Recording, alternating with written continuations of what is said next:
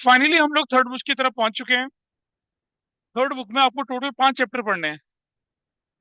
और जो चैप्टर में, like the sequence which I am going to follow, I am going to discuss with you.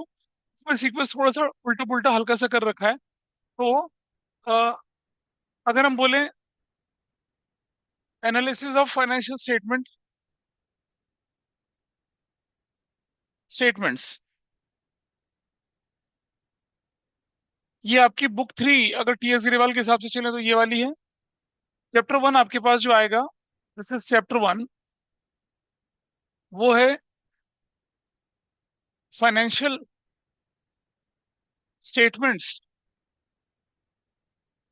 Of a company. ये chapter 2 जो आपके पास आएगा, वो है एनालिसिस ऑफ फाइनेंशियल स्टेटमेंट्स।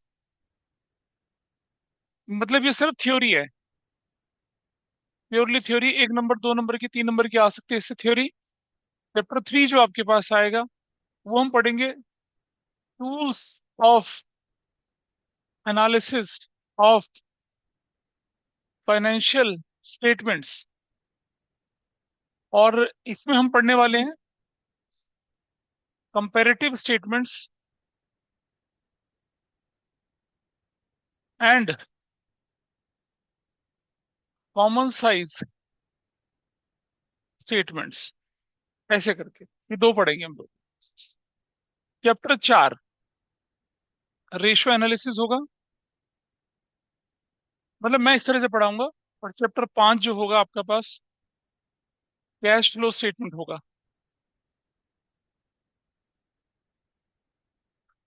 थोड़ा बहुत जो टाइम लगना है वो इस चैप्टर में लगना है। ये एक दिन में हो जाएगा खत्म, ये एक दिन में खत्म हो जाएगा। रेशियो एनालिसिस भी जल्दी खत्म हो जाता है, लेकिन आपको प्रैक्टिस करनी पड़ेगी। It has more than 110 illustrations, more than 120 exercise questions. और फिर पीछे बैक में जो प्रीवियस ईयर के क्वेश्चन हुए, वो 60-70 के करीब वो क्वेश्चन हैं। लेकिन जल्दी जल्दी होने वाले हैं, बहुत जल्दी जल्दी होने वाले। जो टाइम लगता है वो इस पे लगता है। क्योंकि अच्छा, एक और बात खास ये है, मैंने आपसे कहा था कि मैं थर्ड बुक की रिवीजन नहीं कराऊंगा। ठीक है, तो थर्ड बुक में सीयूटी के पर्सपेक्टिव से जो भी पढ़ाना होगा मैं पढ़ा दूंगा। There are so many things which are beyond the CBSE syllabus, वो मैं कराऊंगा। मैं मान के चल रहा हूँ कि सभी लोग सीयूटी एग्जाम तो लिखेंगे ही लिखेंगे। कोई नहीं लिखेगा तो मैं क्या कर सकता हूँ उसका। क्योंकि मैंने आपसे कहा था कि जब मैंने आपको कहा था कि I am taking your accountancy as a subject, तो मैं आपका बोर्ड एग्जाम और सीयूटी दोनों को मिला के लेने की बात करी थी। थर्ड बुक की रिवीजन मैं नहीं कराऊंगा, क्योंकि उसमें सीयूटी को मिला के मैं सारा का सारा कुछ करवा दूंगा आपको। I will revise first and second book, वो मैं थॉरली रिवाइज करूंगा। एक एक चैप्टर, चाहे वो फंडामेंटल हो, चाहे वो गुडविल हो, चाहे चेंज इन पीएसआर हो, हर चैप्टर को मैं रिवाइज करूंगा। एडमिशन, रिटायरमेंट, डेथ, रेजोल्यूशन तक रिवाइज करूंगा मैं। I will revise every chapter with you. Issue fair भी रिवाइज करूंगा, इशू डिवेंचर भी रिवाइज करूंगा। और उस रिवीजन में मैं टच करूंगा उन एरियाज को जो सीयूटी में इंपॉर्टेंट होते हैं। ठीक है जी, तो जब मैं बोलूंगा हाँ मेरी रिवीजन खत्म हो गई, then you are ready for your CBSE exam and for your CUT exam. फिर आपने जो सीखा उसको आप कितना आगे तक ले जाते हैं अपनी प्रैक्टिस से, it totally depends on you.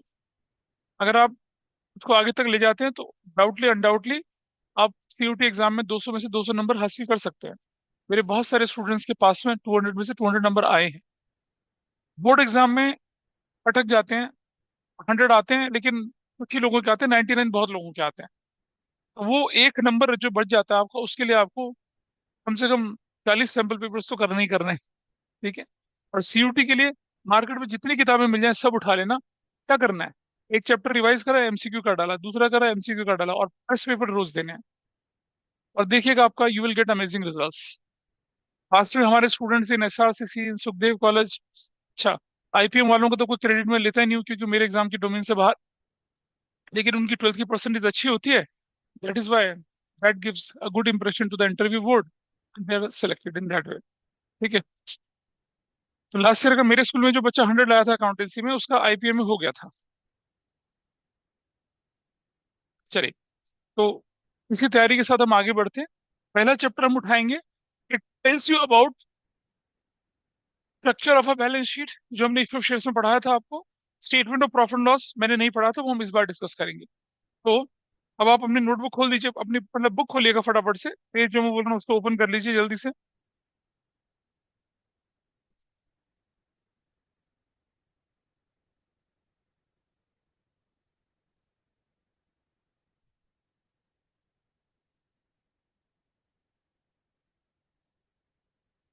Nandini, can you see this? Whatever is in your screen, can you see this? Yes, sir. तो पहले तो लर्निंग ऑब्जेक्टिव में उससे हमें कोई लेना देना नहीं है, नीचे आ जाते हैं। पर अब आप देखिएगा यहाँ पर क्या है। धीरे धीरे इशू ऑफ शेयर्स में there are certain important sections जो शायद सीबीएसई के लिए इंपॉर्टेंट ना हो, लेकिन वो सीयूटी के लिए इंपॉर्टेंट है। जितने भी सेक्शन हमें टेक्स्ट बुक में दिख रहे हैं, सारे सेक्शन हमें उठाने हैं। जैसे पहली शुरुआत हो रही है कि financial statements are prepared following the accounting principles, practices and accounting standards. ये बात बिल्कुल ठीक है। Section 129 of the companies act 2013 ये प्रिस्क्राइब करता है balance sheet and profit and statement of profit and loss are prepared in form prescribed in schedule 3 of the companies act 2013। यानी कि सेक्शन 129 क्या बताता है हमें कि किस तरह से आपके फाइनेंशियल स्टेटमेंट, जिसके दो इंपॉर्टेंट कंपोनेंट हैं, बैलेंस शीट और स्टेटमेंट ऑफ प्रॉफिट लॉस, वो बनाए जाएंगे। ये बात हो गई। अच्छा, ये तो सेक्शन 129 तो हमें बताता है कि भाई आपके क्या क्या चीजें बनाई जाएंगी, कैसे बनाई जाएंगे, वो कौन बताता है? वो है सेक्शन 2 सब सेक्शन 40। तो सेक्शन 2 सब सेक्शन 240 जो है हमारे पास, वो हमसे बोलता है कि फाइनेंशियल स्टेटमेंट के अंदर क्या क्या चीजें इंक्लूड होंगी। एक, बैलेंस शीट इंक्लूड होगी। देखिए जरा, अगर मैं बोलूं सेक्शन 2 सब सेक्शन 40, इसके हिसाब से हमारे पास क्या होगी? बैलेंस शीट होगी। बैलेंस शीट, ठीक है। इसको क्या बोला जाता है? इसको बोला जाता है position statement. Position of statement. और क्या होता है? ये a point of at a point of time, at a point of time पे बनाई जाती है। मतलब बैलेंस शीट बनाई जाती है at a point of time पे, 31 मार्च को, या अप्रैल मई जून, 30 जून को आप बना रहे हैं, अगर आप क्वार्टरली रिजल्ट डिक्लेयर कर रहे हैं तो Q1 के एंड में, Q2 के एंड में, Q3 Q4 के एंड में ऐसा बनाते हैं। द पॉइंट ऑफ टाइम बनाई जाती है, ठीक है। और ये पोजीशन स्टेटमेंट होता है। क्या होता है? पोजीशन स्टेटमेंट होता है। Position statement point of time पे बनाया जाता है। दूसरा हमारे पास होता है क्या? Statement of profit and loss. ये हमारे पास क्या होता है? ये एक पॉइंट ऑफ टाइम की बात नहीं करते हैं, ये बेसिकली क्या होता है? पीरियड स्टेटमेंट होता है। क्या होता है? Period statement.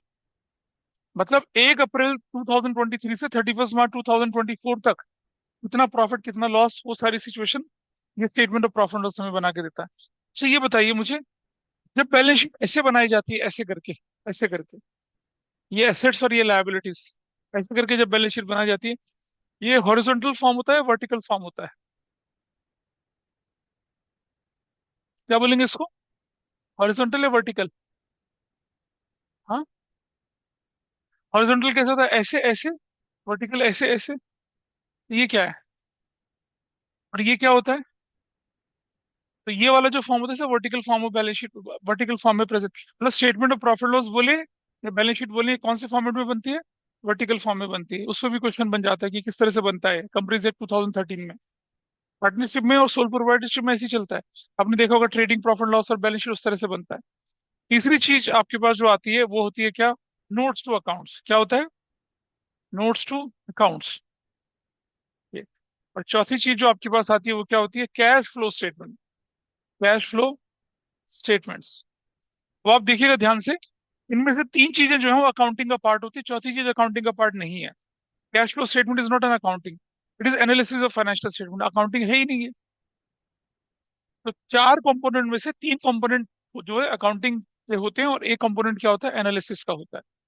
This is how it goes. अब आप देखेंगे कि जब हम रियल अकाउंटिंग करते हैं तो पहले ट्रायल बैलेंस होता है, फिर ट्रेडिंग प्रॉफिट लॉस बनता है, फिर बैलेंस शीट बनती है, और फिर फुट नोट में कंटीजेंट लायबिलिटी वगैरह शो होती है। लेकिन यहाँ देखिए, पहले क्या दिख रही है? बैलेंस शीट, फिर स्टेटमेंट ऑफ प्रॉफिट लॉस दिख रहा है, फिर नोट्स टू अकाउंट्स दिख रहा है। मामले ही गड़बड़ हो रहा है। गड़बड़ कुछ नहीं है, कंपनीज एक्ट के हिसाब से प्रेजेंटेशन है ये। जब आप किसी कंपनी की एनुअल रिपोर्ट दिखेंगे ना, पहले आपको बैलेंस शीट दिखेगी, फिर स्टेटमेंट ऑफ प्रॉफिट लॉस दिखेगा। क्योंकि it is a uniform way of presentation prescribed by companies act 2013, उसके हिसाब से चल रहे हैं। रियल में जो अकाउंटिंग होती है, पहले स्टेटमेंट ऑफ प्रॉफिट लॉस ही बनता है, फिर बैलेंस शीट ही बनती है। लेकिन प्रेजेंट कैसे किया जाता है? पहले बैलेंस शीट प्रेजेंट करी जाती है, फिर क्या प्रेजेंट करा जाता है? स्टेटमेंट ऑफ प्रॉफिट लॉस, ठीक है। तो कहाँ प्रेजेंटेशन होता है, किसके हिसाब से प्रेजेंटेशन होता है? तो जो प्रेजेंटेशन होता है वो होता है as per part 1 schedule 3 of the companies act. इसके हिसाब से क्या प्रेजेंट होती है? इसके हिसाब से होती है present balance sheet as per part 2 schedule 3। इसके हिसाब से क्या प्रेजेंट होती है? Statement of profit and loss present होता है इसके हिसाब से। ठीक है जी। और 1, 2 और 3 एज पर पार्ट 3 शेड्यूल 3, ये होता है एडिशनल इंफॉर्मेशन। मतलब शेड्यूल 3 एक प्रेस्क्राइब्ड फॉर्मेट है। शेड्यूल 3 जो है एक लिस्ट है पूरी की पूरी, और फिर इसके हिसाब से, और फिर इसमें पार्ट 1 में क्या दिखाई जाती है? Balance sheet. पार्ट 2 में क्या दिखाया जाता है? Statement of profit loss. और पार्ट 3 में दिखाया जाता है additional information relating to this. ये चीजें दिखाई जाती हैं। तो क्योंकि शेड्यूल 3 के अंदर पार्ट 1 में पहले बैलेंस शीट है, इसलिए जब एनुअल रिपोर्ट बनाई जाती है तो बैलेंस शीट पहले दिखती है। पार्ट 2 में स्टेटमेंट ऑफ प्रॉफिट लॉस है, इसलिए वो दिखता है। पार्ट 3 में एडिशनल इंफॉर्मेशन है, इसलिए वो दिखती है। इसलिए प्रेजेंटेशन ऐसा होता है। अदरवाइज जब अकाउंटिंग बनती है, जब अकाउंटिंग होती है, तो वो किस किस तरह से चलती है? वो नॉर्मल ट्रायल बैलेंस बनता है, normal statement of profit loss बनता है, नॉर्मल बैलेंस शीट बनती है। लेकिन जब आप उसको प्रेजेंट करते हैं एनुअल रिपोर्ट में, थोड़ा ऑर्डर ट्विस्ट कर देते हैं बस, और कुछ नहीं होता। पार्ट 1 और पार्ट 2 तो लोगों को ध्यान रहता है, और कंपनीज में ना कंपनीज एक्ट में भूल जाता है, क्योंकि हमने पूरा सोल प्रोप्राइटरशिप पार्टनरशिप में घिस घिस के पढ़ा है कि भाई पहले ट्रेडिंग प्रॉफिट लॉस होगा फिर बैलेंस शीट बनेगी। यहाँ भी गड़बड़ हो जाती है, ध्यान रखना। सोल प्रोप्राइटर और पार्टनरशिप में जो के कंपैरिजन में कंपनीज कंपनीज एक्ट के अंदर प्रेजेंटेशन थोड़ा सा बदल जाएगा। पार्ट 1 में बैलेंस शीट जाएगी, पार्ट 2 में जाएगा क्या? Statement of profit loss. और पार्ट 3 जो लोग ध्यान ही नहीं देते हैं, उसके अंदर क्या जाएगा आपका? एडिशनल इंफॉर्मेशन जाएगी। ठीक है, तीन कंपोनेंट। कैश फ्लो इसके हिसाब से नहीं प्रेजेंट होता। कैश फ्लो कंपनीज एक्ट के हिसाब से प्रेजेंट नहीं होता। कैश फ्लो प्रेजेंट होता है अकाउंटिंग स्टैंडर्ड 3 के हिसाब से। तो वो कंपनीज एक्ट के ज्यूरिसडिक्शन से बाहर है कैश फ्लो स्टेटमेंट, क्योंकि वो तो एनालिसिस है। ठीक है जी। जो लोग पढ़ चुके हैं कैश फ्लो उन्हें मालूम होगा ना, cash flow as per accounting standard 3 revise के हिसाब से बनता है। It is not prepared as per companies act 2013। हाँ, इन्फॉर्मेशन कंपनीज एक्ट 2013 की उठा के हम कैश फ्लो बनाते हैं, लेकिन कैश फ्लो बनाने के लिए अकाउंटिंग स्टैंडर्ड 3 लगता है, रिवाइज वाला। आगे चलते हैं थोड़ा सा।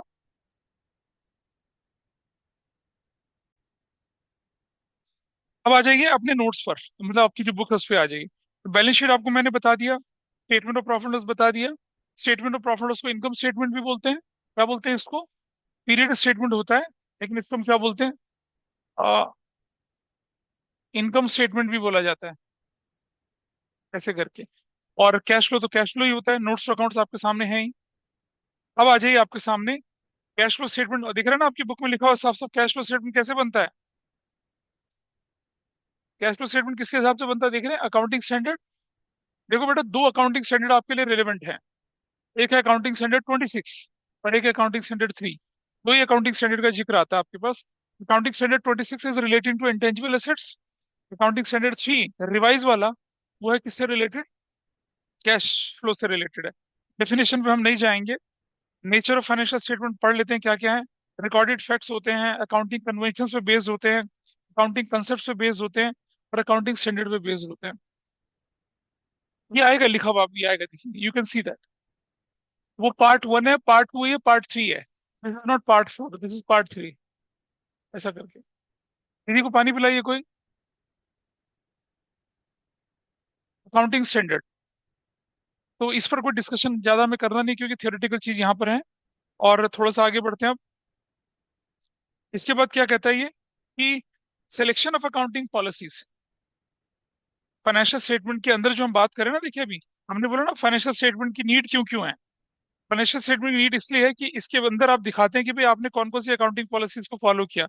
मैं जब स्कूल में इस चैप्टर को पढ़ा रहा था तब मैंने एग्जांपल लिया था, लास्ट बैच में भी एग्जांपल दिया था, आपके सामने भी एग्जांपल लेके चल रहा हूँ, जरा ध्यान से समझना। भाई आप ना, आप क्या करते हैं? पहले इन्वेंट्री या मटेरियल को एक्यूमुलेट करते हैं, क्योंकि आप प्रोक्योर करते हैं। सपोज आपने जनवरी 1 2023 से सामान 24 से सामान इकट्ठा करना शुरू करा, और आप बोल रहे हैं कि भाई मैं अक्टूबर 1 2024 तक सामान इकट्ठा करूंगा। ठीक है। और उसके बाद मैं December 31, 2024 तक इसे बेचूंगा। क्लियर है जी? क्या कर रहे हैं आप? आपने बोला कि भाई, जैसे मान लो आपका वुलन गारमेंट का बिजनेस है, तो गर्मी, जैसे आप गारमेंट बिजनेस है आपका, तो आपने बोला गर्मियों के कपड़े तो बिकते रहेंगे हमारे, लेकिन ये जो हमारे कपड़े हैं, ये गर्मी का छोड़िए, कुछ भी सामान की बात कर रहा हूँ मैं, जनवरी से अक्टूबर तक मैं एक्यूमुलेट करूंगा, क्योंकि जब मेरी बिक्री होगी तो एकदम धुआंधार होती है। सपोज कोई सीजनल प्रोडक्ट आप बेच रहे हैं, ठीक है, जिसका सीजन अक्टूबर के बाद शुरू होता है, तो आपने क्या किया, जनवरी से अक्टूबर तक उस सामान को एक्यूमुलेट किया अपने गोडाउन में। और क्या किया आपने, वेयर हाउस में आपने जनवरी में ये सामान आया, फेब में ये आया, मार्च में आया, महीने महीने के हिसाब से लगा दिया, और फिर अक्टूबर में आप बेचना शुरू करते हैं। ठीक है। तो आपके सामान को बेचने का तरीका, जिसे इन्वेंट्री कंट्रोल मैनेजमेंट कहते हैं, वो तरीका है, मान लो कि फीफो, फीफा नहीं है, FIFO, first in first out. मतलब जो पहले आया उसे मैं पहले बेचूंगा। उसके हिसाब से क्या होगा, तो जनवरी में सामान आया था उसे आप क्या करेंगे, अक्टूबर के महीने में क्या करेंगे, पहले बेचेंगे, फिर फेब वाले को बेचेंगे, फिर मार्च वाले को बेचेंगे, लास्ट में किसे बेचेंगे, जो अक्टूबर के महीने में आया था या जो सितंबर तक आया था उसको बेचेंगे आप। करेक्ट। जो पहले आया उसे पहले बेच देंगे, फीफो कहते हैं उसको। ठीक। लेकिन मैंने फिर बताया था आपको कि देर आर सर्टेन आइटम्स जो जितने पुराने हो जाएं उतने ही महंगे होते चले जाते हैं। जैसे चावल, जितना पुराना होगा वो उतना ही ज्यादा अच्छा माना जाता है और उसकी प्राइस उतनी ज्यादा हो जाती है। एक और चीज होती है लिकर, शराब, जितनी पुरानी होगी वो रेयर बन जाती है और उसकी कीमत उतनी ज्यादा होती है। शहद, हनी जिसे कहते हैं, प्योर हनी, मतलब जो कि बिल्कुल नेचुरल हनी होगा, वो जितना पुराना उतना ज्यादा असरदार, उतना ज्यादा अच्छा माना जाता है, कीमत ज्यादा होती है। ठीक है। सो लिकर हो गया, हनी हो गया, चावल हो गया, और उसके साथ साथ क्या, कोई बताएगा एक और चीज? हाँ, बताया था आज तो, बताओ। लेकिन ध्यान थोड़ी होता है। हाँ, देसी घी, वो बना हुआ, जितना पुराना घी होता है उतना ज्यादा ताकतवर, उतना ज्यादा बढ़िया माना जाता है। अब अगर आप क्या कर रहे हैं, आप क्या करेंगे, जो आपके पास सामान है उसे अपने पास रखेंगे, और जो नए वाले स्टॉक को आप जल्दी निकालेंगे, तो इसे क्या कहते हैं आप, लीफो मेथड कहते हैं। लीफो का मतलब क्या हुआ, जो लास्ट में आया उसे पहले बेच दो, अक्टूबर के महीने में जाए उसे पहले निकाल दो, फिर सितंबर वाला निकालो। लीफो मेथड कहते हैं। तो जब आप लिकर की बात करेंगे, जब आप घी की बात करेंगे, जब आप चावल की बात करेंगे, जब आप शहद की बात करेंगे, तो कौन सा मेथड फॉलो करते हैं आप, लिफो मेथड फॉलो करेंगे, क्योंकि जितने समय तक वो स्टोर है आपके पास उतना बढ़िया है। इसीलिए क्या करते हैं, जो लिकर कंपनीज होती हैं या जो बाकी कंपनीज जो मान लो जल्दी बनाती है तो जल्दी निकाल देती हैं। ठीक है। लेकिन गारमेंट वाली कंपनियां क्या करती हैं, है ना, जो पहले है उसे पहले निकालते हैं, क्योंकि मालूम है ट्रेंड बदल जाएगा, फैशन बदल जाएगा, कपड़ा अजीब सा होने लग जाता है, तो वो क्या करते हैं, फीफो मेथड फॉलो करते हैं। तो आप लीफो मेथड फॉलो कर रहे हैं, आप फीफो मेथड फॉलो कर रहे हैं, डिप्रिसिएशन में रिटर्न डाउन वैल्यू फॉलो कर रहे हैं, स्ट्रेट एंड फॉलो कर रहे हैं, सम ऑफ डिजिट फॉलो कर रहे हैं, एवरेज पीरियड फॉलो कर रहे हैं। ये पॉलिसीज आपको यहाँ पर मेंशन करनी होती हैं, ये इसके अंदर मेंशन करी जाती है, इसलिए जरूरत होती है किसकी, फाइनेंशियल स्टेटमेंट्स वाले की, एनालिसिस की। Got it? तो जो दिख रहा है ना आपको, अगला वाला point which is mention on the next page, यहाँ इस तरफ, पेज नंबर 1.3 में अकाउंटिंग पॉलिसीज की बात कर रहे हैं। फिर आता है हमारे पास एस्टिमेट्स। आपने देखा सारी की सारी अकाउंटिंग है वो बेस्ड होती है एस्टिमेट्स पे। You will make, your your marketing manager will make an estimate कि भाई हम क्या कर पाएंगे, अगले साल 1 करोड़ यूनिट बेच पाएंगे। सो वो क्या करते हैं, 1 करोड़ से लेकर 1 करोड़ 15 लाख यूनिट का ऑर्डर प्रोडक्शन डिपार्टमेंट को दे देते हैं। Got it? वैसा करके चलते हैं। तो ये एस्टिमेट है। फिर आपने प्रोडक्शन कर दिया, एस्टिमेट के हिसाब से आपने सामान बनाया, सेल ज्यादा होगी तो आपने ऑलरेडी 15 लाख बना रखी है, कम होगी तो कोई बात नहीं, फिर आप उसे क्या करेंगे, डिस्काउंट पे निकाल देंगे। तो एस्टिमेट्स पे चलती हैं सारी की सारी चीजें। तो उन एस्टिमेट्स के बारे में भी आपको बताना होता है, और आपकी जो फाइनेंशियल इंफॉर्मेशन उसके सोर्सेज क्या होते हैं उसके बारे में भी आपको डिटेल बतानी पड़ती है। This is what happens in case of what, need of financial statement आया। अगला चलते हैं आप, content of the report, annual report के कंटेंट क्या क्या चलते हैं। तो एनुअल रिपोर्ट जो होती है किसी कंपनी की, उसके अंदर कुछ मेजर हेड होते हैं, उन मेजर हेड का ब्रीफ डिस्कशन में हम लोग लेके चलेंगे, ज्यादा डिटेल नहीं पढ़ेंगे। ठीक है। ये क्या होता है, annual report of a company जो होती है वो आपको इंफॉर्मेशन देती है जो कि कानून के हिसाब से, as per companies act 2013, as per SEBI instruction, as per income tax act, जो जरूरी है, और आपको किसको देनी है, आपको सेबी को इन्फॉर्मेशन देनी है, इनकम टैक्स डिपार्टमेंट को देनी है, आपको अपने शेयर होल्डर को देनी है, और मिनिस्ट्री ऑफ कॉर्पोरेट अफेयर को भी देनी है। ठीक है, क्योंकि मिनिस्ट्री ऑफ कॉर्पोरेट अफेयर के अंदर जो रजिस्ट्रार ऑफ कंपनीज होता है वो आपको सीआईएन देगा, कॉर्पोरेट आइडेंटिटी नंबर देगा। उनको भी इन्फॉर्मेशन देनी है आपने, पता तो चले सरकार को कि कर क्या रहे हो आप। एनुअल रिपोर्ट कंपनी के अंदर क्या क्या होता है, एक होता है report by board of directors. इसमें क्या होगा, report in terms of section 134 of the companies act. 134 section आ गया, फिर तो रिपोर्ट होती है। उसके बाद होता है डायरेक्टर का रिस्पॉन्सिबिलिटी स्टेटमेंट। उस रिपोर्ट में डायरेक्टर लिखते हैं पहले पेज पे, वी द डायरेक्टर ऑफ, या we the following signature is hereby undertake that the information provided in this annual report is true and best of our knowledge. उसके बाद उनके साइन होते हैं। उस सिग्नेचर के बाद अगर कुछ भी रिपोर्ट में गड़बड़ पाई जाती है, तो ये जो भी सिग्नेचरीज हैं, they will held liable for that, they will be penalise if there is something wrong in that. ऐसा चलता है। अच्छा, फिर मैनेजमेंट डिस्कशन एंड एनालिसिस के ऊपर, मतलब जो भी एनुअल जनरल मीटिंग में, डिफरेंट डिफरेंट मीटिंग में अपने मिनट्स ऑफ द मीटिंग होते हैं, तो सब इसके अंदर मेंशन कर जाते हैं ब्रीफ फॉर्म में। सारी चीजें तो नहीं बताएंगे आप। फिर है ऑडिटर की report to the share holder. ये ऑडिटर कौन लोग होते हैं भाई? चार्टर अकाउंटेंट होते हैं, ठीक है। ये लोग क्या करते हैं ऑडिटर्स, ये अपनी रिपोर्ट जो होते हैं वो बनाते हैं, और वो रिपोर्ट शेयर होल्डर को भी भेजी जाती है। और वो रिपोर्ट किसको भेजी जाती है? मिनिस्ट्री ऑफ कॉर्पोरेट अफेयर्स को, मिनिस्ट्री ऑफ कंपनी अफेयर्स को भेजी जाती है। अगर जैसे चार्टर्ड अकाउंटेंट ने कोई ऑब्जेक्शन रेज कर दिया आपकी एनुअल रिपोर्ट पर, तो फिर आपको देने के लेने पड़ जाएंगे। ठीक है। इसके एक बहुत ही क्लासिक एग्जांपल मैं हर साल बताता हूँ। तो आपको मालूम होगा इंडिपेंडेंस के टाइम पे देयर वर 4 बिजनेस हाउसेज जो इंडिया में बड़े प्रोमिनेंट थे, तो बता सकता कौन कौन से? नहीं? ऑब्वियसली टाटा।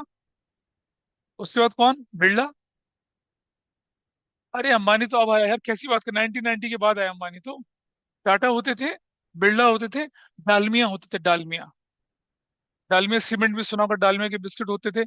और एक होते थे मोदी, नरेंद्र मोदी जी वाले मोदी नहीं, मोदी नगर वाले मोदी।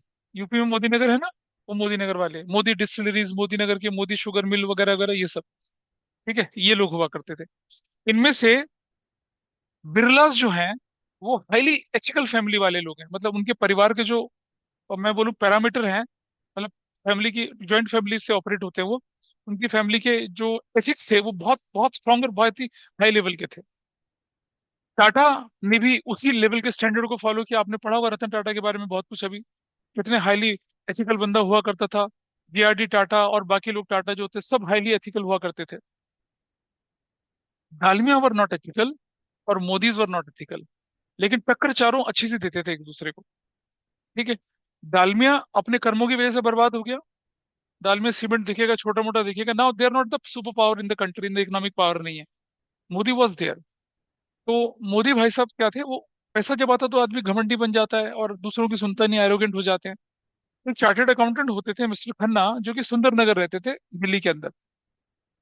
ही was an independent auditor appointed by ministry of corporate affairs to audit all the books of accounts of Modi group of companies. इसने बोला मोदी ग्रुप को कि भाई आपकी अकाउंटिंग प्रैक्टिस में ना कुछ शॉर्ट फॉल्स हैं, उनको ठीक करिए, उनको सुधारिए। तो जो मैनेजिंग डायरेक्टर हुआ करते थे मोदीज के, ये थोड़ा सा घमंडी टाइप के थे, कहता है दो कड़े के चार्टर्ड अकाउंटेंट हमें सिखाएगा? हमारी 500-700 लोगों की फर्म है, तेरे जैसे कितने चार्टर्ड अकाउंटेंट तो मेरा नौकरी कर रहे हैं। तो मैंने कहा "जी, ऐसा मत बोलिए, then I will be left with no other option except to qualify your report. कह रहा जो करना तुझे कर ले, मैं देख लूंगा। सरकार में चलती थी, हर जगह चलती थी उनकी। शायद 60s की बात थी, 1950-60s की बात ये हुआ करती थी। तो उसने कहा ठीक है भाई। उसने रिपोर्ट को क्वालिफाई कर दिया। क्वालिफाई मतलब ऑब्जेक्शन लगा दी। वही ऑब्जेक्शन लगी हुई रिपोर्ट कहाँ भेज दी उसने? मिनिस्ट्री ऑफ कॉर्पोरेट अफेयर्स में भेज दी। वही शेयर होल्डर को भेज दी। शेयर होल्डर को भेजने में कोई ज्यादा फर्क नहीं था, लेकिन मिनिस्ट्री ऑफ कॉर्पोरेट अफेयर को भेजी जाती थी वो रिपोर्ट।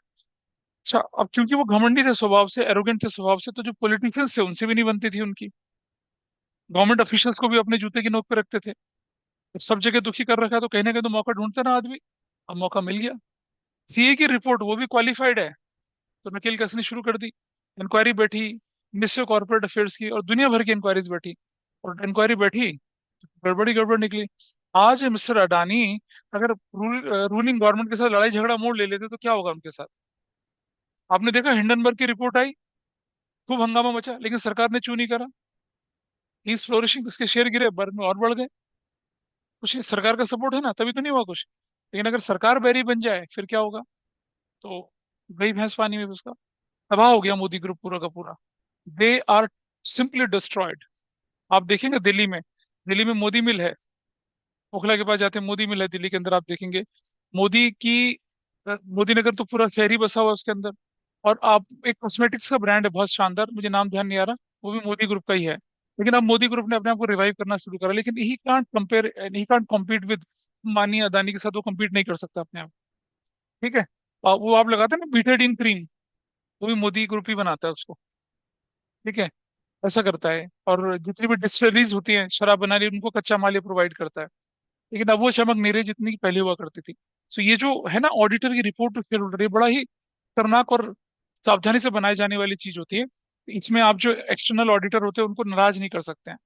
तो आप बोलेंगे ऐसा आज भी होता है? बिल्कुल होता है। अगर एक्सटर्नल ऑडिटर ने कोई गलती निकाल ली आपकी, या तो आपको ऑडिटर को उसको खुद करना पड़ेगा कि भाई अब तो रहने दे जो भी है, और उसके साथ उसको आगे बढ़ाना पड़ेगा, या फिर आपको अपनी जो गड़बड़ियां हैं उनको सुधारना पड़ेगा।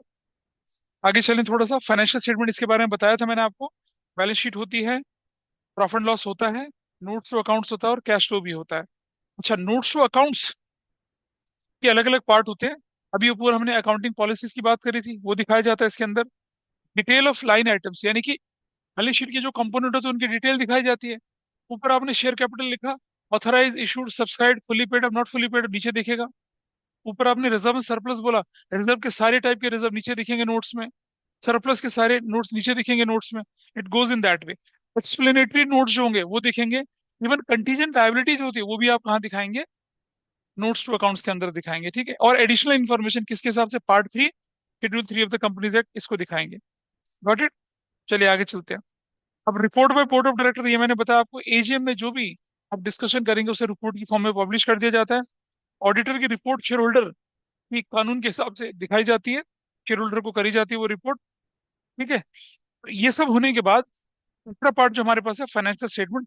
अब हम डिटेल में डिस्कशन लेके चल रहे हैं इसका, कि बैलेंस शीट के कंपोनेंट क्या होते हैं, स्टेटमेंट ऑफ प्रॉफिट के कंपोनेंट क्या होते हैं। तो पहले हम डिटेल में डिस्कशन करेंगे what are the components of balance sheet, और फिर डिस्कशन में हम लेके जाएंगे किसको? स्टेटमेंट ऑफ प्रॉफिट लॉस को। ठीक है।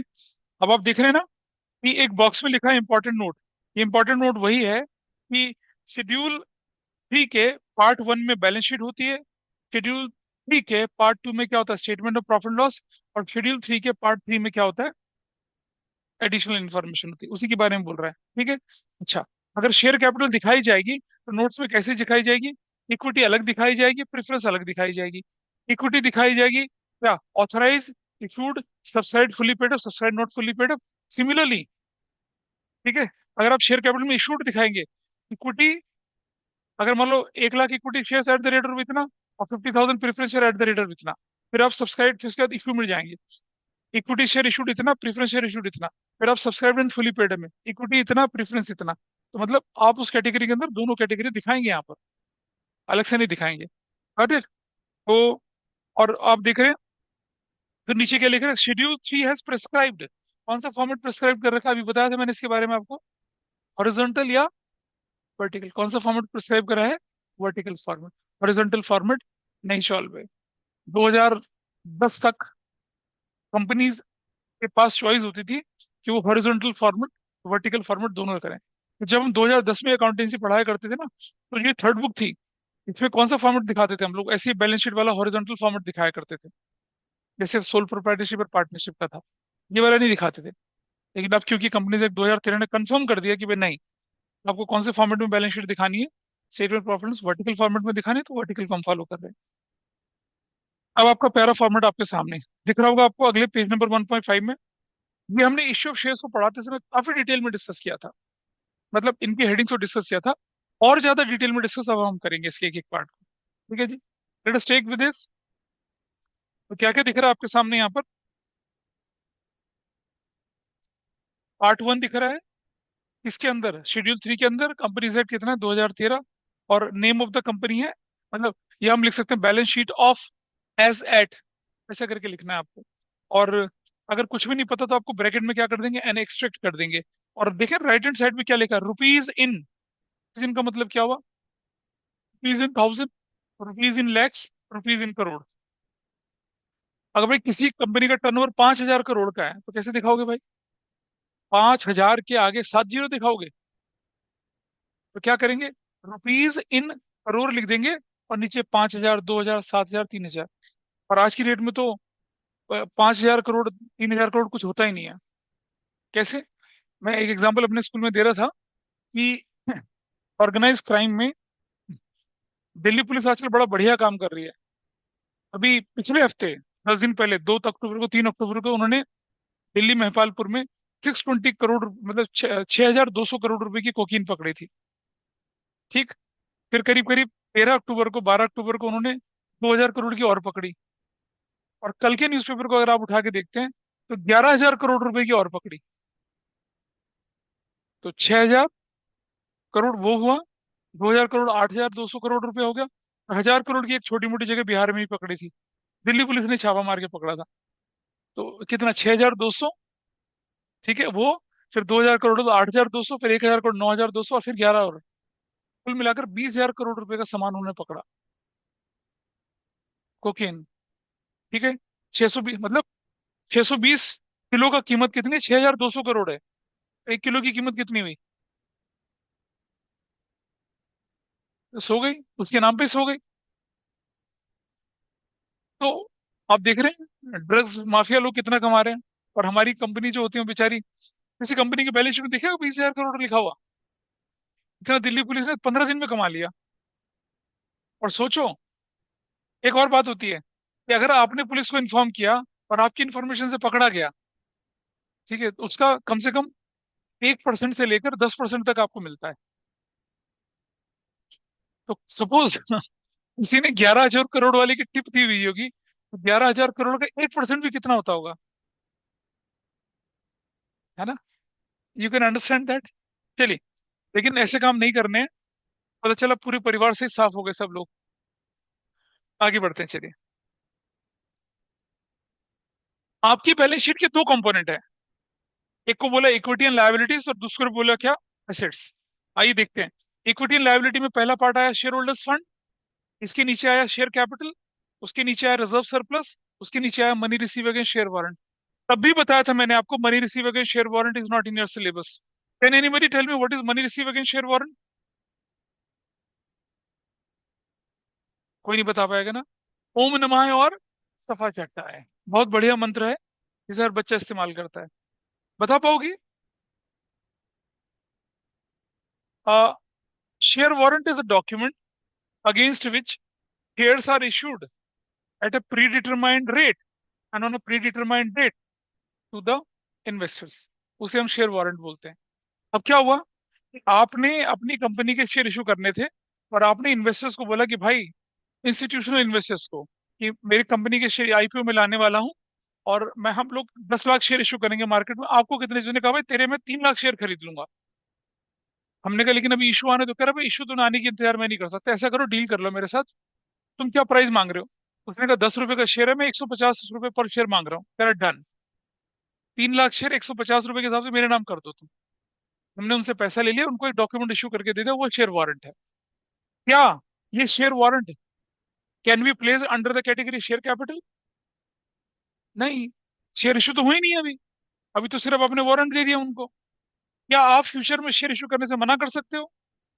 नहीं कर सकते। तो ये शेयर कैपिटल की कैटेगरी में तो जाएगा नहीं, लेकिन शेयर होल्डर फंड के अंदर दिखेगा। क्योंकि ultimately this amount to be converted, this share warrant is to be converted into the share capital. तो इसीलिए क्या बोलते हैं इसको? शेयर होल्डर फंड के अंदर डालते हैं। शेयर होल्डर फंड के अंदर दो चीजें आपके सिलेबस में है वैसे देखा जाए तो, सीबीएसई के हिसाब से। एक शेयर कैपिटल, और दूसरा क्या? Reserve and surplus. लेकिन सीयूटी के हिसाब से they can always talk you about money receive against share warrant as well. फिर नीचे आए, आपने इशू ऑफ ओपन किया 25 मार्च को, 31 मार्च को बुक्स क्लोज हो गई, और आपका इशू क्लोज हो रहा है 5 अप्रैल को। अब आप क्या करेंगे? You got application money with you. तो एप्लीकेशन मनी मिलना क्या शेयर इशू की गारंटी है? नहीं। अगर इशू सक्सेसफुल नहीं हुआ तो आप क्या करेंगे? पैसा वापस कर देंगे। Will you return the money और नॉट? Return the money. चला जाएगा ना पैसा वापस तो ये share application money pending allotment जो है, इसे मैं शेयर होल्डर फंड के अंदर नहीं रख सकता, और इसे मैं नॉन करंट या करंट लायबिलिटी की कैटेगरी में भी डाल सकता, क्योंकि अभी तो हमारा भविष्य नहीं क्लियर हुआ ना। इशू क्लोज होगा, सक्सेसफुल हो गया, तो पैसा शेयर कैपिटल का पार्ट बन जाएगा। इशू क्लोज नहीं, इशू सक्सेसफुल नहीं हुआ, तो पैसा अदर करंट लाइबिलिटी का पार्ट बन जाएगा, because you have to return it within 30 days. तो अभी इसका स्टेटस क्लियर नहीं है, इसीलिए हम क्या करते हैं, शेयर होल्डर फंड के अंदर नहीं रखते, नॉन करंट लाइबिलिटी के अंदर नहीं रखते, और करंट लाइबिलिटी के अंदर भी नहीं रखते हैं। जब इसका स्टेटस क्लियर होगा तो या तो क्या बनेगा, ये शेयर होल्डर फंड का पार्ट बनेगा, शेयर कैपिटल का पार्ट बनेगा, या करंट अदर करंट लाइबिलिटी बोल के बिजनेस से बाहर निकल जाएगा। ऐसा करके होता है। तो share application money pending allotment ये दूसरा पार्ट है। ये भी आपके सीबीएसई के सिलेबस के लिए रिलेवेंट नहीं है। आगे चलें थोड़ा सा। अब बारी आई किसकी, नॉन करंट लाइबिलिटीज की, किसकी, नॉन करंट लाइबिलिटीज की। ठीक है। नॉन करंट लाइबिलिटी के अंदर चार पार्ट आते हैं आपके पास। Long term borrowing, can anybody give me the example of long term borrowing? Debentures, debentures. ठीक है। बॉन्ड्स, वो जो 1 साल से ज्यादा पीरियड के हों वो। ठीक है। और डिवेंचर या बॉन्ड जो 1 साल से कम के हों, किसका एग्जाम्पल बनेंगे, शॉर्ट टर्म बोरोइंग्स का एग्जाम्पल बनेंगे।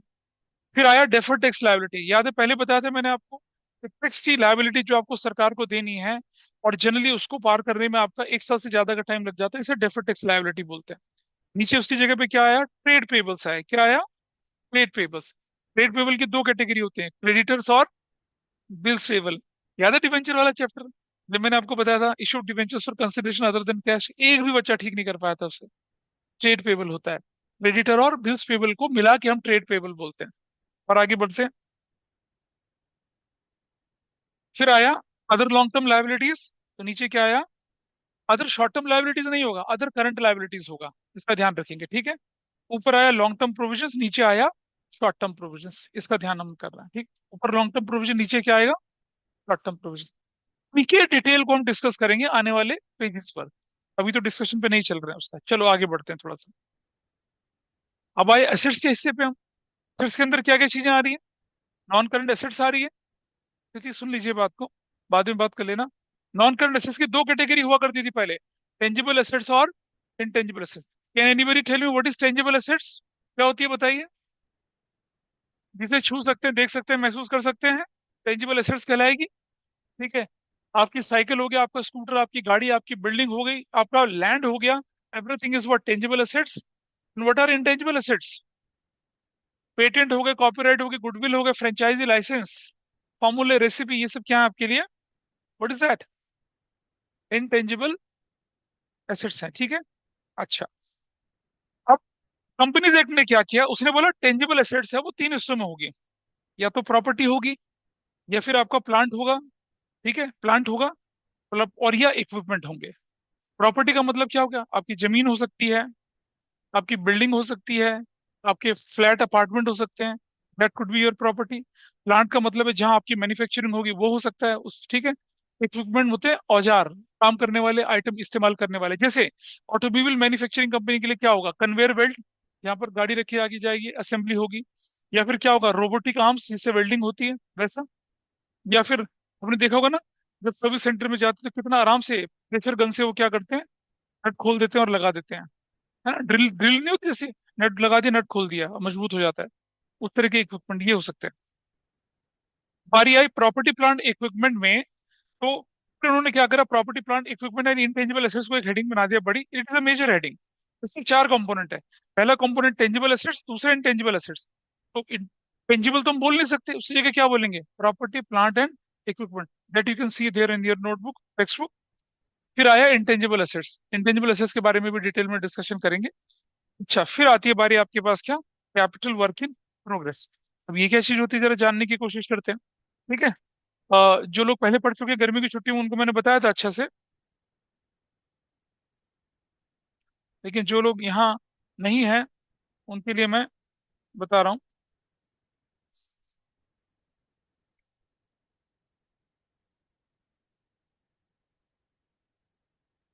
आप लोग जानते हैं कि जब आप सरिता विहार की तरफ चलते हैं तो आपको दिखता होगा एक सुपरनोवा दिखता है।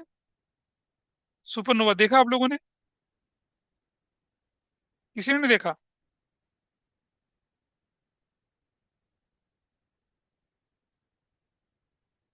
अरे ये नहीं देखा ये वाला, ये I just show you here, ये वाला सुपरनोवा देखा? ये अभी भी बन रहा है, मतलब ये दिल्ली एनसीआर की एक सबसे टॉलेस्ट बिल्डिंग है। ठीक है, ये सुपरनोवा करके, दिखने में बन रहे सुंदर सुपरनोवा है। बंद हो गया ना, क्योंकि मालिक जेल में है इसका, इसलिए बंद हो गया। तो जब ये बन रहा था, जनरली सारे बिल्डर्स का यही हालत है। नंदिनी आप देख पा रहे होंगे स्क्रीन पर, ये आपको पहले ही बताया था मैंने, ये क्या आपके सेक्टर 94 में दिस इज सुपन हुआ। ठीक है जी। अभी बन रहा है, 50 मंजिल बन रहा है, तो हम क्या कर सकते हैं तिवारी जी, हम क्या कर सकते हैं कि 30 मंजिल बन चुकी है, 30, उनमें लोगों को अलॉट कर दीजिए। हाँ, ऊपर से, बड़ा बेकार आदमी कह रहा है ऊपर से फेंक दीजिए। नहीं, 30 मंजिल बन गया, लोगों को अलॉट कर दीजिए, बाकी की 20 मंजिल बनती चलेंगी। ऐसा कर सकते हैं सुकृति? नहीं, कि जितनी मंजिल बंदे हैं उतनी अलॉट कर दो। ठीक है। हाँ, पत्थर क्या गिरेगा, सुकृति क्या करे, जॉगिंग कर रही है, ऊपर से सरिया गिर रहा है, सुकृति क्या होता है, सुकृति की मूर्ति बन गई फिर वहां पर ऐसी वाली पोजीशन में। ऊपर से एक छोटा कंकड़ भी गिरेगा ना, 2 हिस्सों में। आपको मालूम है श्री कृष्ण ने जरासंध को 2 हिस्सों में फाड़ के, श्री कृष्ण ने, भीम ने जरासंध को, सॉरी, किसने नहीं, किसने फाड़ा था? नहीं, भीम ने नहीं फाड़ा था। नहीं, नहीं, मैं रुक जा, अरे वो तो स्टोरी महाभारत की है। हाँ, हाँ, तो भीम ने फाड़ा था, भीम ने। तो वो क्या करता, जरासंध एक ऐसा आदमी था कि उसको वरदान मिला था कि तेरा शरीर कभी फट नहीं सकता, तो क्या करते थे, उसने क्या करा कि जैसे भीम ने क्या करा, एक पैर पैर रख के उसको फाड़ दिया, फाड़ने के बाद ऐसे फेंक दिया, भाई वो फिर जुड़ जाता था। फिर भीम उसे फाड़ रही, फिर वो जुड़ जाता था। ठीक है, तो कृष्ण ने क्या बोला उसको, उसने ऐसे हाथ हिलाया, अरे ब्रो लुक एट हियर, ऐसे बोल के, ठीक है। फिर कृष्ण ने क्या करा, एक तिनका लिया, ऐसे तोड़ा, और तिनके को तोड़ने के बाद ऐसे करके ऐसे फेंक के दिखाया उसको। ठीक है। भीम ने क्या करा, जरासंध को फाड़ा और उनको ऐसे फेंक दिया। तो ये था कि अगर कोई सीधा फाड़ के उसको ऐसे करेगा तो वो जुड़ जाएगा, लेकिन अगर अपोजिट डायरेक्शन में फेंकेगा तब वो नहीं जुड़ पाएगा। इस तरह से जाके उसका क्या हुआ, अंत हुआ। तो यहाँ सुप्रटेक की बिल्डिंग में जॉगिंग कर रहे हो, आप क्या बन रहे हो, जरासंध के वंशज बन जाओगे फिर। तो क्या करें सुकृति, फिर हम पहले 50 मंजिल बनाए, फिर 49 बनाए, फिर 48 बनाए, ऐसा करना शुरू कर दें, ऊपर से नीचे बनाना शुरू कर दें। That will be most feasible solution, कि भाई पहले 50वीं मंजिल बनाओ आप, फिर 49 बनाओ, फिर 48 बनाओ, फिर 47 बनाओ। नहीं, नहीं, भाई जब नीचे से बनाएंगे तो अलॉटमेंट नहीं कर पाएंगे, ऊपर बनाते जाओ, अलॉट करते जाओ।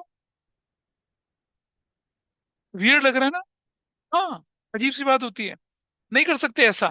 यानी कि आप 50 मंजिल बनाए चाहे 100 मंजिल बनाए, जब तक वो बिल्डिंग आपकी पूरी कंस्ट्रक्ट नहीं होगी तब तक आप उसको उसके फ्लैट फ्लैट को अलॉट कर ही नहीं सकते हो। You can't allot. ठीक है। लेकिन पैसा तो लग रहा है आपका उस पे। और क्या आप अपनी फिक्स एसेट्स बोल सकते हैं उसको, टेंजिबल एसेट्स नहीं बोल सकते हैं? ऐसे अगर मान लिया जाए, आपका जो रॉ मटेरियल है, अगर वो मैन्युफैक्चर हो चुका है तो उसे आप बोलते हैं क्या, इन्वेंट्री है, गुड्स बोलते हैं, फिनिश गुड्स बोलते हैं। अगर वर्क इन प्रोग्रेस है तो क्या बोलते हैं, कि भाई सेमी फिनिश्ड है। और अगर रॉ मटेरियल की फॉर्म है तो आपकी इन्वेंट्री जो होती है वो 3 फॉर्म में होती है।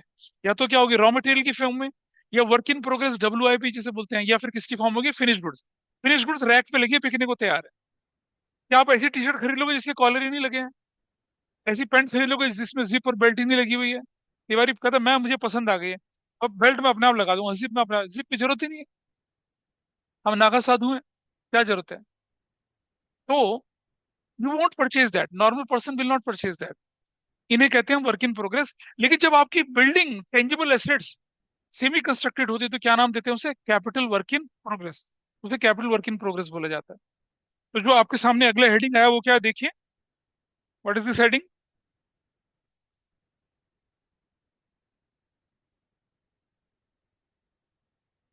अगला हेडिंग आपके पास क्या निकल कर आ रहा है, कैपिटल वर्क इन प्रोग्रेस आ रहा है। इसी तरह से क्या किया कि किसी की दादी या नानी है अभी, किसी की दादी नानी, आपकी दादी या नानी?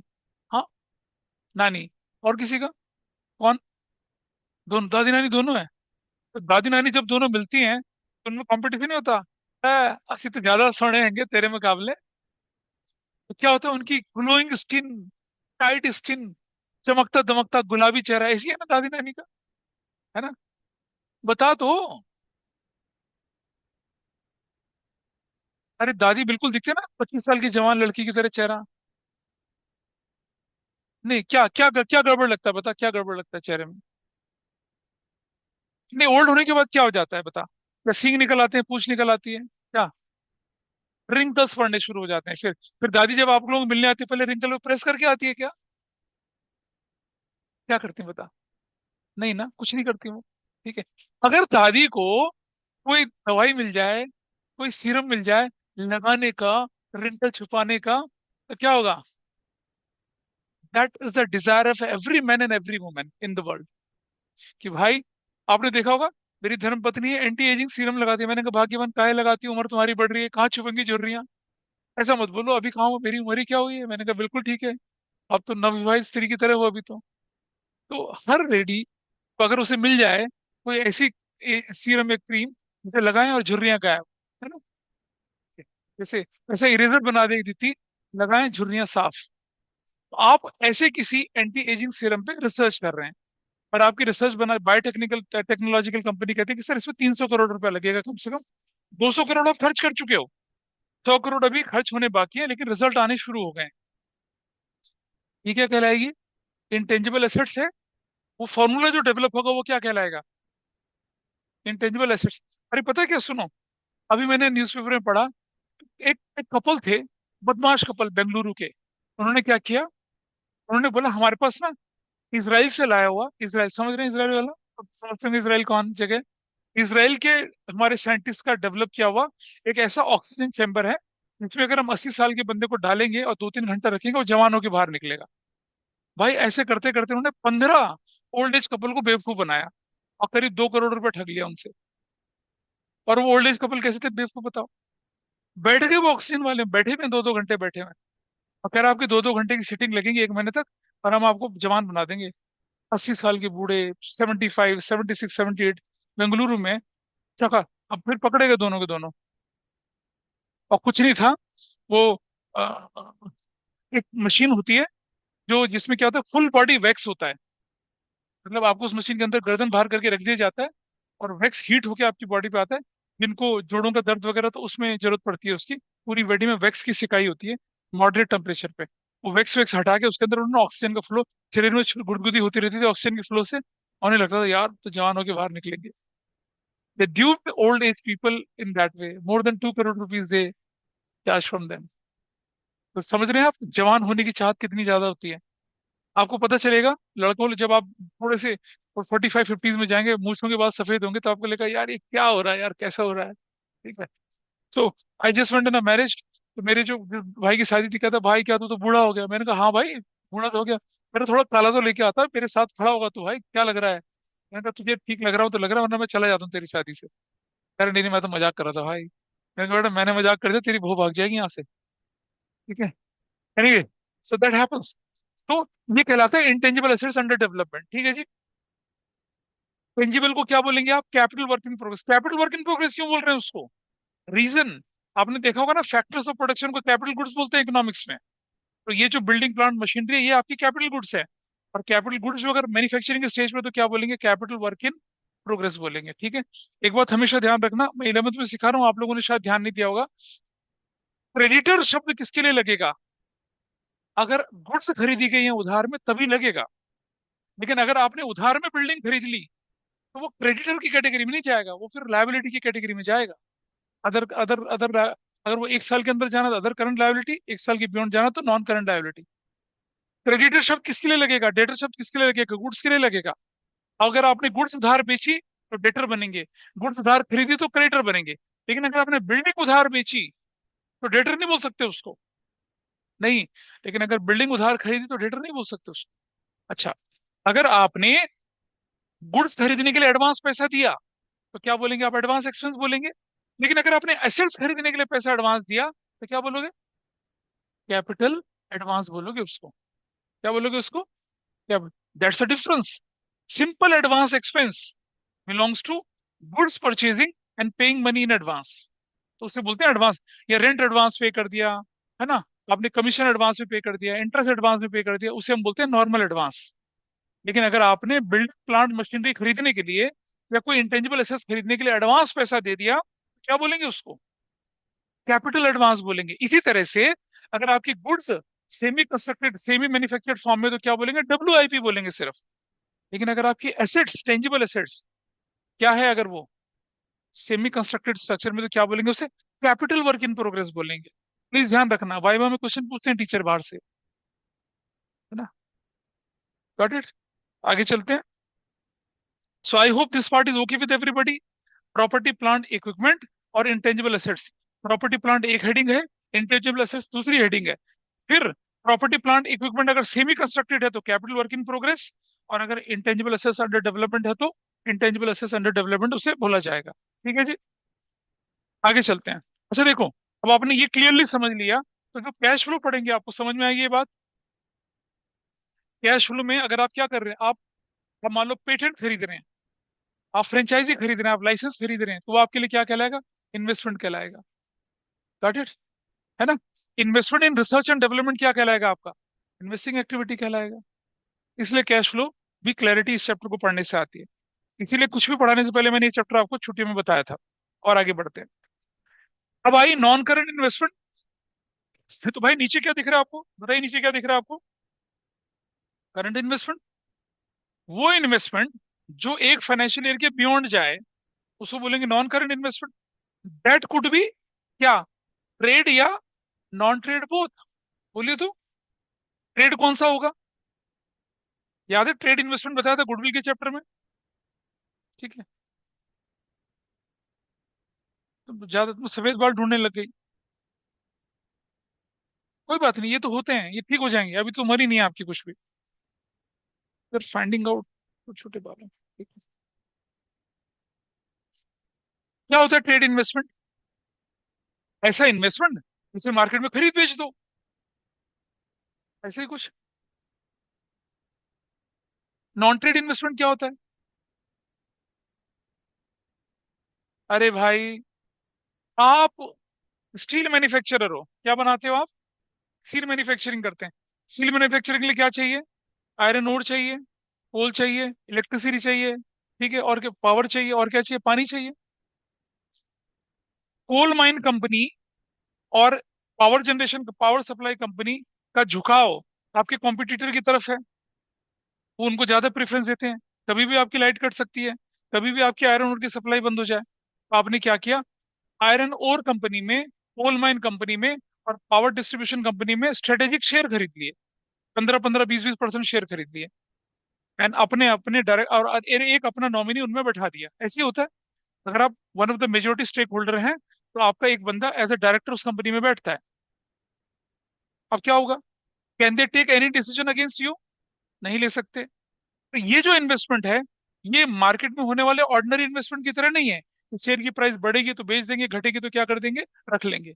ये क्या है? Strategic investment in other companies in order to safeguard our own business interest. इन्हें कहते हैं ट्रेड इन्वेस्टमेंट। अब ये नॉन करंट और करंट दोनों हो सकते हैं। अगर आपने एक साल के अंदर अंदर उन्हें बेचना है तो क्या कहेंगे उसको आप? करंट इन्वेस्टमेंट बोलेंगे। और उसके बाद जाएंगे तो क्या बोलेंगे? नॉन करंट बोलेंगे। Got it? तो ट्रेड इन्वेस्टमेंट और नॉन ट्रेड इन्वेस्टमेंट क्या? रूटीन इन्वेस्टमेंट है। आपने रूटीन में किसी भी कंपनी के शेयर उठा लिए और होल्ड कर लिया एक फाइनेंशियल ईयर के बियॉन्ड तक, तो क्या कहलाएगा वो? नॉन करंट इन्वेस्टमेंट कहलाएगा, लेकिन नॉन ट्रेड कहलाएगा। अच्छा, गुडविल में तो हम देखते थे कि नॉन ट्रेड इन्वेस्टमेंट से होने वाली इंटरेस्ट इनकम आप प्रॉफिट में से माइनस कर देते, यहाँ ऐसा कुछ नहीं है। यहाँ ऐसा कुछ नहीं चलता। यहाँ चीजें नॉर्मल चलती हैं। ठीक है, ये तो हम अब सिर्फ उसके कंपोनेंट पढ़ रहे हैं। अच्छा, तो नॉन करंट इन्वेस्टमेंट और करंट इन्वेस्टमेंट दोनों आ गया। It could be trade as well as non trade both. That's fine. नीचे चले थोड़ा सा और। Deferred tax assets. जैसे आपने सरकार को एडवांस टैक्स दिया था और आपकी टैक्स लायबिलिटी कम है, तो सरकार will give you money back, लेकिन टाइम लगता है उसमें बियॉन्ड अ फाइनेंशियल ईयर, तो डेफर्ड टैक्स एसेट्स बोलते हैं। ठीक है जी। डेफर्ड टैक्स एसेट्स के नीचे तीन चीजें आपके पास है। इन्वेंट्री बताया था अभी आपको मैंने, फिनिश गुड्स हो गया, सेमी फिनिश्ड हो गया, और क्या हो गया? रॉ मटेरियल का इन्वेंट्री कहलाएगा। ट्रेड रिसीवेबल की दो कैटेगरी होती है, डेटर और पीआर। और कैश एंड कैश इक्विवेलेंट आप जानते हैं। कैश और कैश जैसा, भाई और भाई जैसा, बहन और बहन जैसी। याद है ना? बच्चे बोलते हैं ना, भाई जैसा, बहन जैसी। ऐसे ही हम बोलते हैं, कैश और कैश जैसा। तो कैश फ्लो स्टेटमेंट में से हम और डिटेल में पढ़ेंगे। कैश एंड कैश इक्विवेलेंट जो है करंट असेट्स का ही पार्ट होता है ना? हर तरह का माथा दुख गया, कोई बात नहीं, बंद करने वाला हूँ थोड़ी देर में। फिर ऊपर चले, long term loans and advances. क्या आप हमेशा ही लोन लेंगे लोगों से? क्या आप लोगों को लोन नहीं देते हैं? Government of India borrow the money. अब गवर्नमेंट ऑफ इंडिया, पहले हमारा देश पता क्या करता था? जब हम स्टूडेंट होते थे, प्राइमरी स्टूडेंट, तब दिखता था कि हमारी कंट्री जो है विश्व सर्कल ऑफ लोन में फंसी पड़ी है। हमने वर्ल्ड की हर डेवलप कंट्री से लोन ले रखा था। फ्रांस से, जर्मनी से, जापान से, ऑस्ट्रेलिया से, कनाडा से, यूएसए से, यूके से, सबके दर पे जैसे पाकिस्तान जा रहा होता ना अभी, ऐसे हम लोग जाया करते थे। सरप्राइजिंगली जब हम कटोरे लेके वर्ल्ड में घूम रहे थे तो उससे पाकिस्तान प्रोस्पीरियस हुआ करता था। 70s तक, 70s के पहले, 60 65 ईयर 60s तक Pakistan was a prosperous country than us. उनकी ग्रोथ रेट हमसे ज्यादा हुआ करती थी। फिर अचानक से क्या हुआ, मिलिट्री रूलर्स आए, जनरल जियाउल हक। और जनरल जियाउल हक से पहले एक और आया था बंदा, ठीक है। उसने क्या किया, उसको मिलिट्री डिक्टेटरशिप लगाई और शरिया लॉ इम्प्लीमेंट कर दिया। वहीं बेड़ा गर्क पाकिस्तान का शुरू हो गया। And it is destroyed, country as a nation it is destroyed. मतलब हर चीज, सब मिलिट्री, आर्मी, और क्या कहते हैं उसका मतलब, ये जो रिसर्च इन्वेंशन वगैरह सब उस तरह से चलने लग गए फिर। और दे आर ड्रॉन। और उसके बाद फिर हम लोगों ने धीरे धीरे, हमारे देश ने तरक्की जो करनी शुरू करी थी वो लाल बहादुर शास्त्री जी के टाइम पे करनी शुरू करी थी। उन्होंने हमें फूड सप्लाई में सेल्फ सफिशिएंट बनाया। वरना ज्यादा तो परेशान हम लोग भूख से होते थे, खाने के लिए अनाज नहीं होता था। You know how legendary was that person. उन्होंने देखा कि देश में ना खाने पीने की कमी पड़ रही है। उन्होंने यूएस को बोला कि भाई आप, आपके यहाँ जो सरप्लस अनाज होता है वो हमें दे दीजिए। पता है यूएस ने क्या करा, जितना भी सरप्लस गेहूं चावल उनके पास होता था उसको उन्होंने क्या कर दिया, ओशन में डुबा दिया। क्यों? ताकि वर्ल्ड में प्राइसेस डाउन ना चले जाए। Instead of giving it to us, उन्होंने उसे डुबा दिया। ऐसा हुआ। And that hit a lot to prime minister Lal Bahadur Shastri ji. उन्होंने बोला आज से हम क्या करेंगे, हर दिन हफ्ते में एक दिन, लेट अस टेक ट्यूसडे दिन, प्रदेश उपवास करेगा। और जब तक लाल बहादुर शास्त्री प्राइम मिनिस्टर थे, एक दिन हफ्ते में पूरा देश व्रत रखता था। 60 करोड़ की पॉपुलेशन अगर एक दिन खाना नहीं खाएगी तो कितना अनाज बचता है। और बचा। उन्होंने नारा दिया, जय जवान और जय किसान।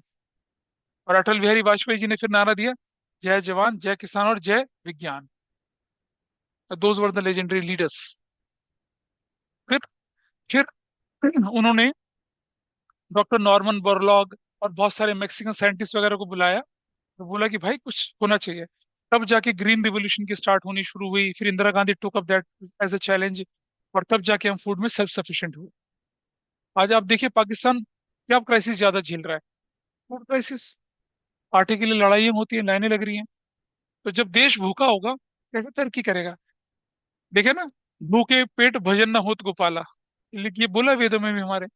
खाली पेट भजन थोड़ी कर सकता आदमी। जब आपका पेट भरा हो तभी आप ईश्वर का भी ध्यान करेंगे, वरना पहली प्रायोरिटी आपका पेट भरना है। Anyway, let's come to the point यहाँ। तो हमारा देश या हमारी कंट्री अब नेपाल को, भूटान को, श्रीलंका को, बर्मा को, म्यांमार को, इवन वो जो मालदीव आया था ना, मालदीव को, उसके नटबोल्ट ढीले हो गए सारे, देखा आप लोगों ने? तूफान कर रहा था ये इंडिया गो आउट आउट। अब आके क्या कर रहा है, सारा लाइन पे आ गया। क्योंकि चाइना ने उसको तो खाना था, उसको समझ में आ गई चाइना की बात। उसने सोचा कि चाइना जो है ना हमें बहुत अच्छे से सपोर्ट करेगा। And he has gone to China. China की गोदी में जाके बैठ गया। लेकिन चाइना कभी किसी का सगा नहीं है। चाइनीज किसी के सगे हो ही नहीं सकते, आप समझ लीजिएगा। एक इंडिया, अब कमला हैरिस अगर जीत गई तो अमेरिकन से ज्यादा अमेरिकन है वो। हम भले ही खुश होते रहे यहाँ पर, but she will not think about Indian interest, she will always think about American interest first. Rishi Sunak, Rishi Sunak जो था बंदा, वो अंग्रेजों से ज्यादा अंग्रेज है। वो हमारी नहीं सुन रहा था, वो किसी ब्रिटिश लोगों की। लेकिन चाइनीज जो होगा वो अगर बन गया कहीं पर, कोई प्रीमियर बन गया, तो वो चाइना की पहले सोचेगा, अपने देश के बाद में सोचेगा। It happen. लॉयल्टी नहीं है चाइनीज लोगों के अंदर अपने देश के अलावा।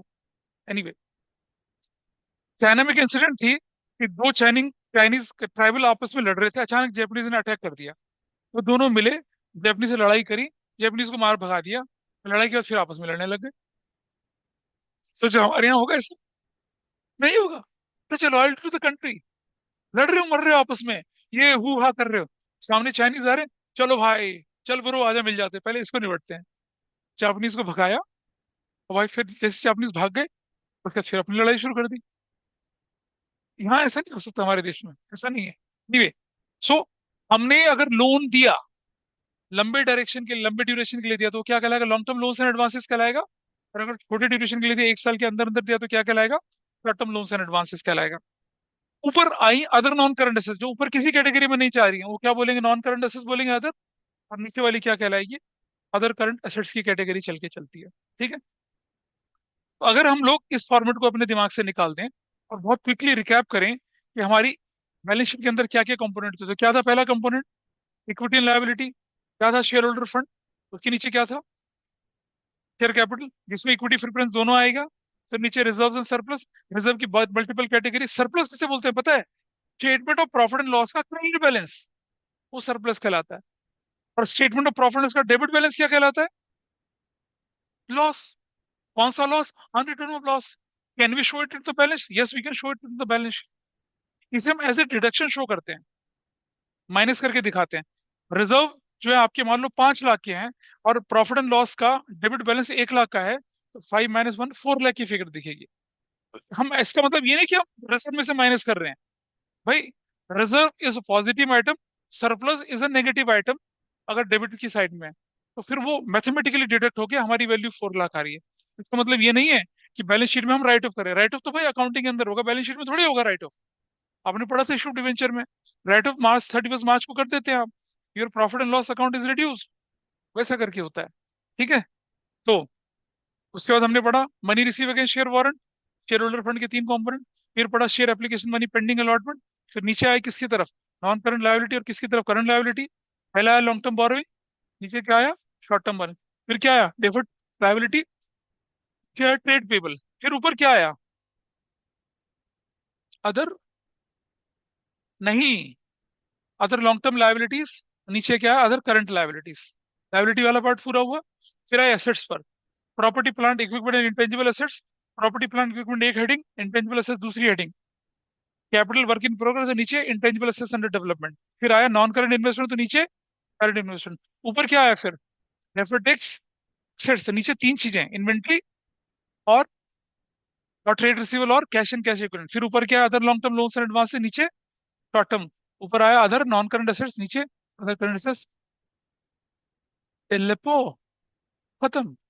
That's your balance sheet. ठीक है जी। तो क्यों मैं इतना डिटेल पढ़ा रहा हूँ इसको? Extremely useful for CUT, extremely useful for ratio analysis, extremely useful for cash flow statement. अब जब मैं रेशियो, अब तुम लोग पढ़ चुके हो ना, अब मैं जब रेशियो को पढ़ाऊंगा आपको और आनंद आएगा उसे करने में, क्योंकि आप लोगों ने ऑलरेडी पढ़ रखा है। But you will feel it very comfortable. जरा देखिए इसके बाद हमारे पास क्या टॉपिक बनता है, जरा आगे चलें जरा। अब ये जैसे इक्विटी एंड लायबिलिटी दिख रहा है ना आपको, इसका डिटेल डिस्कशन है। शेयर होल्डर फंड के अंदर क्या क्या आएगा? वही शेयर कैपिटल, रिजर्व, सरप्लस आएगा, money receive against share warrant आएगा। शेयर कैपिटल में क्या क्या इंक्लूड होता है भाई? शेयर इशू अगेंस्ट, शेयर हमने प्रोमोटर को इशू कर दिए। ठीक है।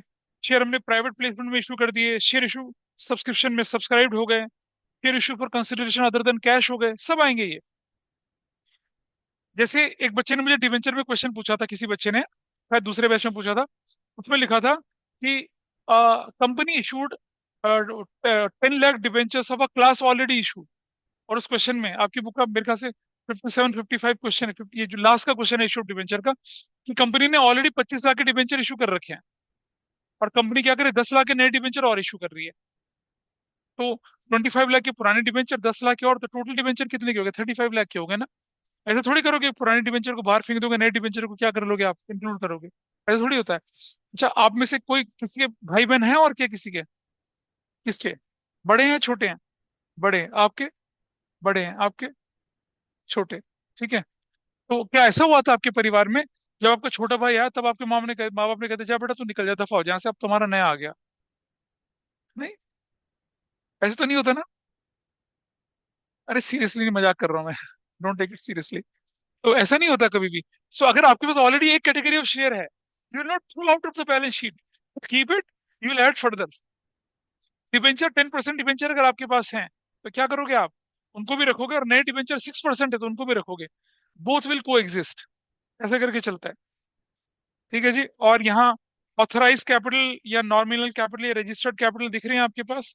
वो कैपिटल जो मेंशन होती है आपके किसके किसके अंदर, मेमोरेंडम ऑफ एसोसिएशन के अंदर, उसके सब्सक्रिप्शन के अंदर, कैपिटल क्लॉज के अंदर, उसकी बात हम क्या करते हैं यहाँ पर। ठीक है। थोड़ा आगे चलें जरा। इशूड कैपिटल की बात आप जान ही रहे हैं। इशूड कैपिटल समझ रहे हैं क्या? इशूड कैपिटल बताइए भाई। आपके 10 लाख शेयर्स आपके इशू करने थे, उसमें से आपने 8 लाख शेयर इशू कर दिए, दैट इज इशूड। जो बाकी के 2 लाख बाद में इशू करेंगे, अनइशूड है। Issued capital is okay. अच्छा, इशूड कैपिटल जो है ना, वो या तो इक्वल होगा किसके, सब्सक्राइब के, या उससे कम होगा। क्या issued capital, issued capital authorise से ज्यादा हो सकती है? नहीं हो सकती। नहीं, क्या हुआ बताइए कुछ खास? नहीं हो सकती उससे ज्यादा, ठीक है। लिखा है, it should be kept in mind that issued capital can be equal और less than the authorise capital. It can be equal और more than the subscribed capital. Subscribe capital के ज्यादा या उसके बराबर हो सकती है, लेकिन ऑथराइज से ज्यादा नहीं हो सकती है, ठीक है। और definition of issue shares, section 2 subsection 50 company act में डेफिनेशन की बात करिए। Equity capital mean such capital which company issued to the time of subscription. Subscribe capital क्या सेक्शन है? सेक्शन 286 सबसेक्शन है। और क्या बोला? It is a part of issued capital which has been subscribe. मतलब आपने इशू कर दिया, आपने 10 लाख शेयर इशू करे, लोगों ने 10 के 10 लाख के लिए सब्सक्राइब कर दिया। आपने 10 लाख के लिए इशू करे, लोगों ने 9 लाख के लिए सब्सक्राइब कर दिया। उसे सब्सक्राइब बोलते हैं। तो सब्सक्राइब क्या हो सकता है आपका? इक्यू के बराबर या उससे कम हो सकता है, और उससे ज्यादा भी हो सकता है। प्रोराटा, ओवर सब्सक्रिप्शन, ठीक है जी। अच्छा, और शेयर चाहे आपने कैश के बदले में इशू करे हो, चाहे आपने बिजनेस के बदले में इशू करे, सब इस कैटेगरी में आएंगे। अब जैसे मान लो आपके पास क्वेश्चन आ गया, X limited issue 10,000 equity share of rupees इतना to promoters, 20,000 for the furniture, and 10,000 shares for cash. तो 20, 10 और 10, 40 सारे के सारे क्या कहलाएंगे? सब्सक्राइब कहलाएंगे, भले ही बदले में पैसा आया हो या ना आया हो, ठीक है। और सब्सक्राइब कैपिटल की डेफिनेशन ये रही, it mean such part of capital which at the time of being subscribed by the members of the company. और सब्सक्राइब कैपिटल के दो हेड होते हैं, subscribed and fully paid up, and subscribed और not fully paid up. ये हमने issue shares में अच्छा खासा ठोक ठोक के बजा बजा के आप लोगों को क्या बताया था, एक्सप्लेन करा था, ठीक है जी। तो अगर कंपनी ने पूरी वैल्यू कॉल कर ली तो क्या कहलाएगा वो? फुल्ली कॉल्ड अप कहलाएगा। और अगर पूरी वैल्यू को पूरा पैसा मिल गया तो क्या कहलाएगा वो? फुल्ली पेड अप भी कहलाएगा, ठीक है। लेकिन अगर आपने पूरी वैल्यू कॉल कर ली और पैसा नहीं मिला, तो वो subscribed and not fully paid up की कैटेगरी में जाएगा। अगर आपके पास subscribed and not fully paid up की कैटेगरी नहीं है, तो जो शेयर आपके पैसे नहीं मिले और उन शेयर्स पर आपने क्या कहते हैं फोरफिट भी कर दिया, तो subscribed and fully paid up category के अंदर ही जाते हैं। काफी सारे एग्जांपल्स के साथ मैंने इशू शेयर्स में ये चीज समझाई थी आप लोगों को, ठीक है जी। तो ये subscribed and fully paid up का कंसेप्ट बना आपके पास। आज मैं इसको यहीं पर छोड़ रहा हूँ। आगे जो डिटेल कंटेंट है उस पर डिस्कस करेंगे, क्योंकि मैं बहुत देर तक आप लोगों के सोते हुए चेहरे देखना नहीं चाहता, है ना। उधर वो इतनी परेशान है कि अपने डबल एज वाले बालों को ढूंढ ढूंढ के छांट रही है कि अब मैं बाद में काट के बराबर करूंगी। इधर पड़ोसन से बात चल रही है, उधर तीनों एक कंधे कंधे पर सर रख के सो रहे हैं, लेकिन कोई बात नहीं। This is extremely relevant all of this, ठीक है जी। तो आज की क्लास को यही वाइंड अप कर रहे हैं, और आप देख लीजिए 5 मिनट पहले मैं क्लास वाइंड अप कर रहा हूँ। तो अगली क्लास में हम लोग इसका ध्यान रखेंगे।